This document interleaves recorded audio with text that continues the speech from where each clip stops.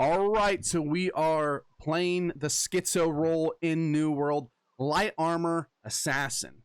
The reason why I love this build specifically is because not only is it great if you're playing solo, but it gets even better if you're playing with more people, and that is Light Armor, Sword and Shield, Great Axe.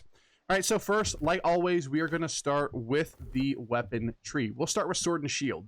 Sword and Shield, this is a very, very standard build for me.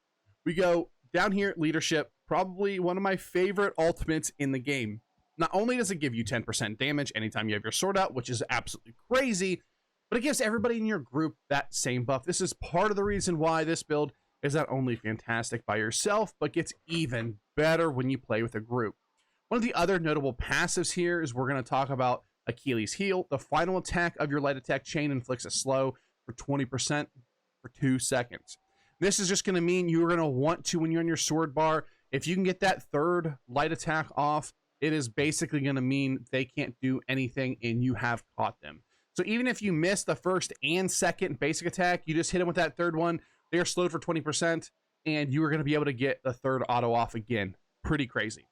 Now, when it comes over here to the defender side of the tree, and one thing to note is Empowering Stab, we rarely do a heavy attack. So you can do something like mobility, but honestly, these three passives, we don't utilize that much. Every great now and again, we will do a fully heavy, which is the reason why, hey, why don't just get a little bit extra of a power? Defender side of the tree, pretty standard. The one thing to note over here is we're only putting 1 point into Shield Rush, because if you go into the second point, which gives you the weaken, which you think, wow, that'd be really good. The problem here is whenever you take this passive, there's actually an extra animation on your Shield Bash, your Shield Rush here. So if you don't take this, you can do a Shield Rush into Shield Bash, and they basically can't get out of it. Once you land this ability, you can pretty much guarantee that the Shield Bash will go off. If you take this point and get the weakened, then you can't get that wombo combo of Shield Rush into Shield Bash. Now let's go over the Great Axe, and we are running the Reaper side of the tree. Now you're going to see a few PvP clips where I am running the Mauler side, and the Mauler side is okay. The Mauler side is definitely more if you're looking to play with a group.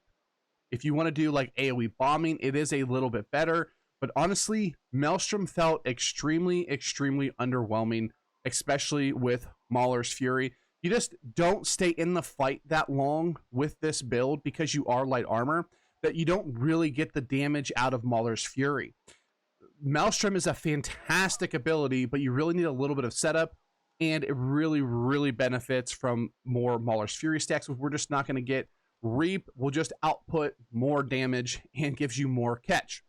So we're running Charge, Reap, Gravity Well. Don't take the last point Unyielding. Basically gives you absolutely nothing, so we don't take it. We're taking all the basic passives here, of course, Center of Attention, Crowded Perfection, Enduring Strikes, all fantastic passives. Now, let's talk a little bit about how the build plays. So, we talked a little bit about the Shield Rush into Shield Bash combo.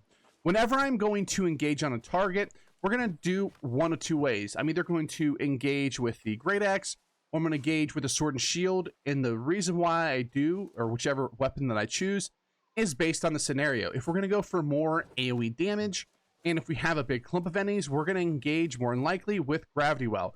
We'll throw a Gravity Well, we'll probably dodge, roll heavy attack, give a Reap, and my Reap auto targeted that guy, and then that's going to be our biggest combo. Then you can even give like a heavy attack charge, and the charge doesn't actually hit the test dummies, but you can actually hit them with the charge. We're probably going to be running Detonate as we're going in there. I know I have Stone Form on, but we'll put Detonate on here in a second. We're running Brutal, but that is how we're going to engage clumps. You're going to see that I actually solo just absolutely nuke down people. Even this build, we have some PvP clips with it. Now, if you're going to engage on 1 or 2 people, we're going to engage with the Sword and Shield. Now, most people want a Leaping Strike into Shield Bash, which is not what you want to do. They took out the ability to just get the auto Shield Bash off if you hit Leaping Strike. So what I like to do is I will Leaping Strike, and then when I Leaping Strike, I'm going to do one of two things.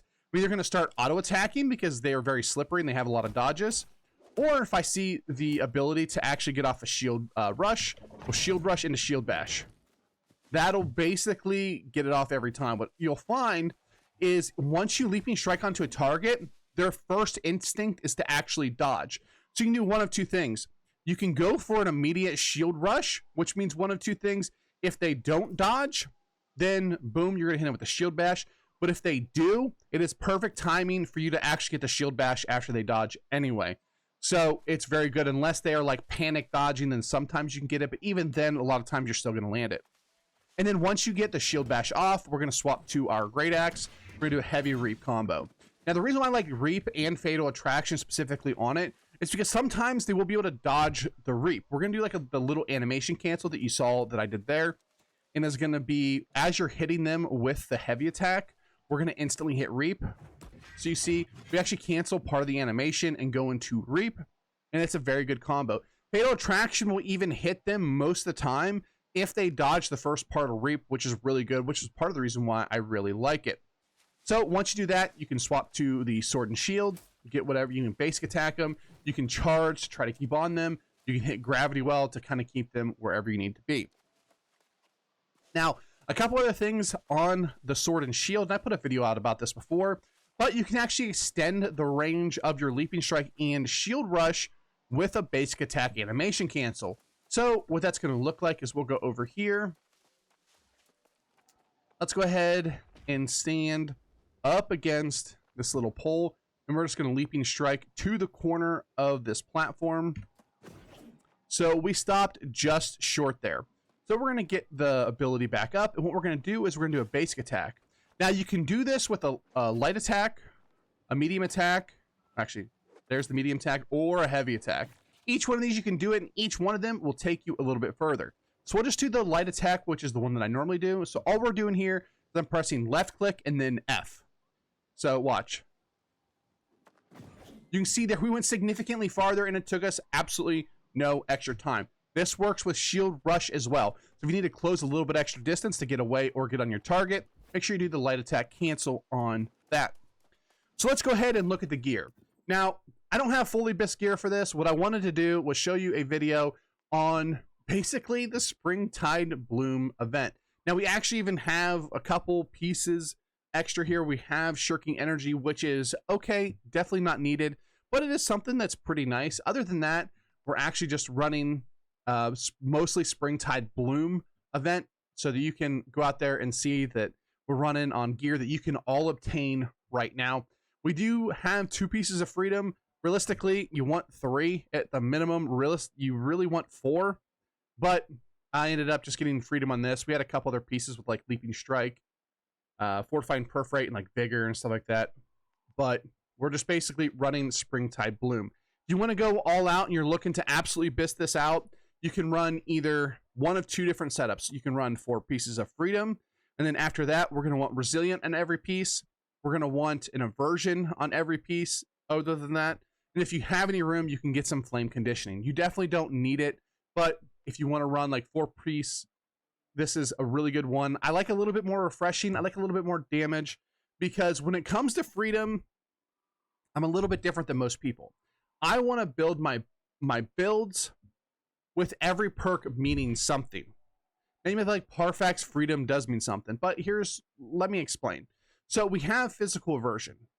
This is the same thing with elemental aversion. Because I have this on my gear, I can actually gear my character out in a way where I don't have to gear as much towards bows. Bows are absolutely the best PvP class right now. They do the most damage. They're pretty crazy. Fire Staff does really, really good damage, but you're not dying that much to Fire Staffs. They do a lot more damage over time versus bows are just going to 3 to 4 shot you. So we want physical aversion or elemental aversion if you want to get those, but these are a lot cheaper. In the physical aversion pieces, we can put a few more opals or even rubies in our gear to kind of counteract that. Where I'm not always proccing my physical aversion, I can put the gems in my gear to reflect that. So everybody's gear and gems are going to be a little bit different depending on what you want to do. The big thing to note is this build struggles with 2 builds mainly, and that is bows and mages. Mages aren't as much of a problem because as long as you don't get hit by the ice shower, you should be completely fine and you can just kind of get away from them, where bows are a little bit more of a problem. So we're going to go the physical aversion route. Next, let's talk about our weapons. When it comes to sword, You just want damage perks. You want damage perks on your sword, and then whatever damage perks you have on your sword, you don't want it on your shield. So we're running Vicious, Empowering, Leaping Strike, Keenly Empowered. And then here we're running a Refreshing Ward, Keen, Keenly Jagged, Enchanted. Now, Refreshing Ward on this doesn't do a whole lot, but it is a legendary shield that I have had for a very long time. If you didn't know, there was a time where you could actually craft legendary shields.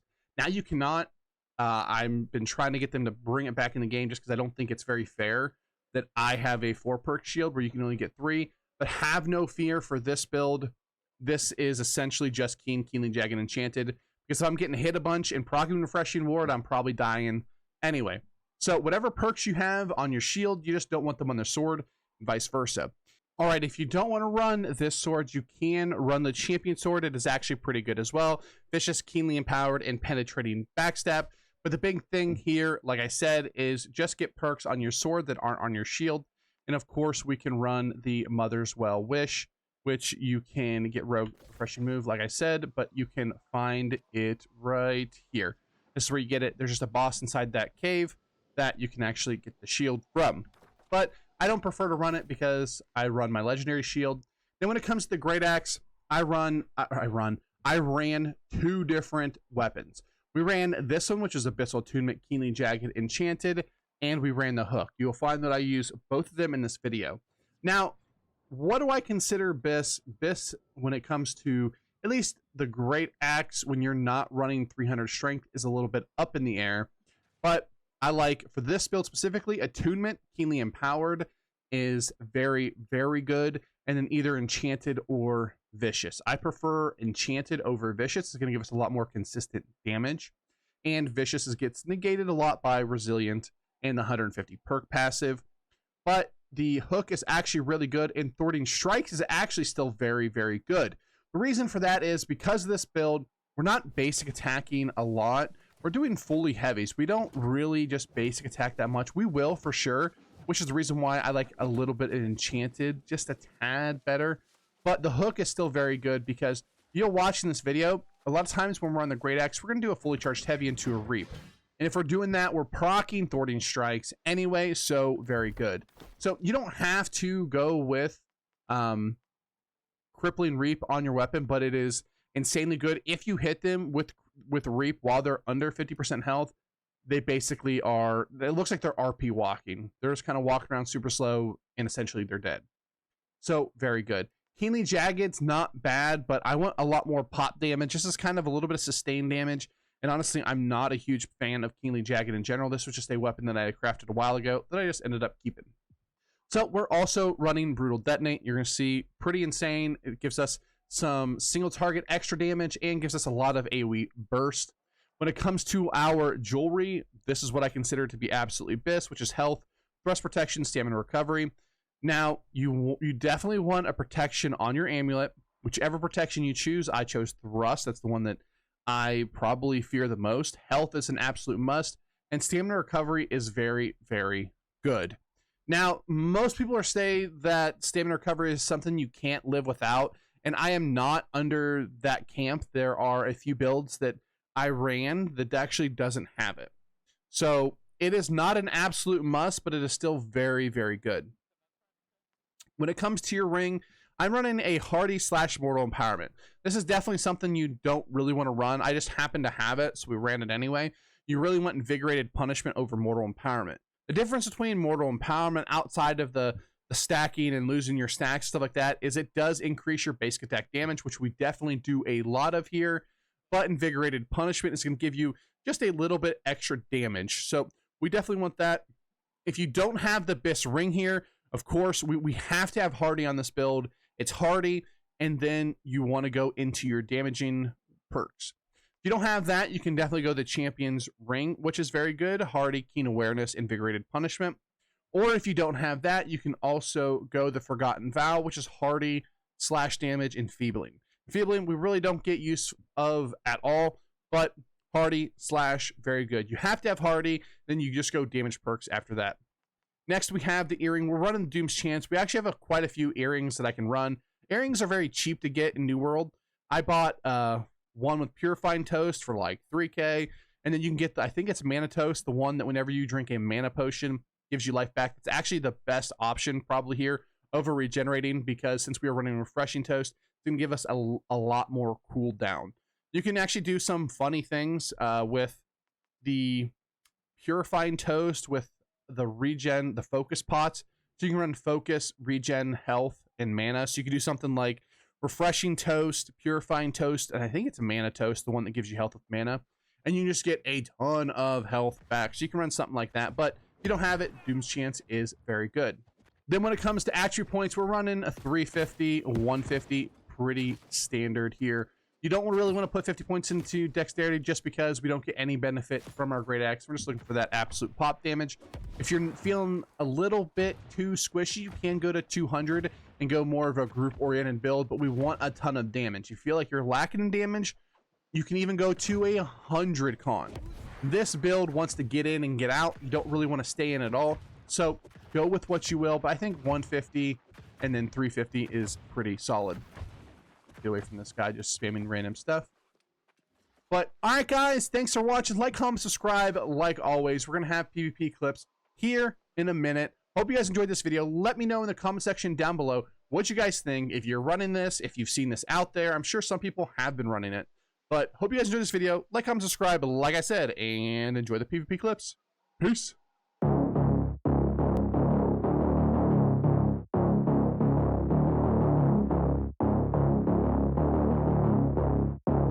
You don't wanna see me mad, I'll be coming with that payback. You don't wanna taste that, don't wanna see me on attack. Trust me, you don't wanna face that adrenaline, I crave that. Yeah, you know I'm nasty, I'm about to be a savage. When I want it, better have it, nothing's getting past me.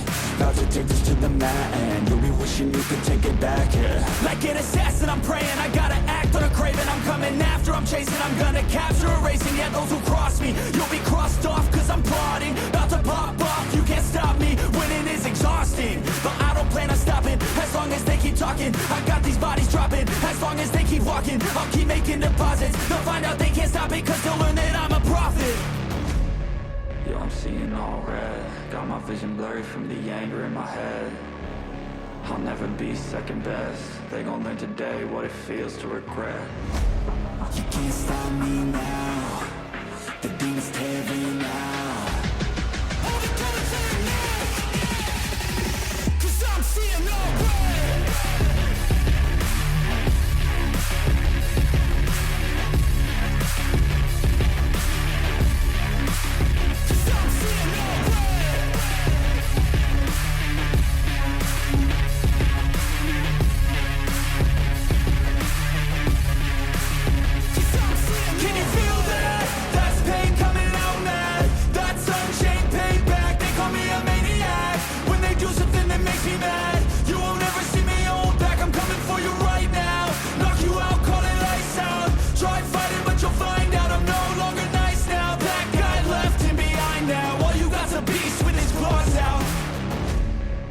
Seeing all red, got my vision blurry from the anger in my head. I'll never be second best, they gon' learn today what it feels to regret. You can't stop me now, the demon's tearing out. Hold it to the neck, cause I'm seeing all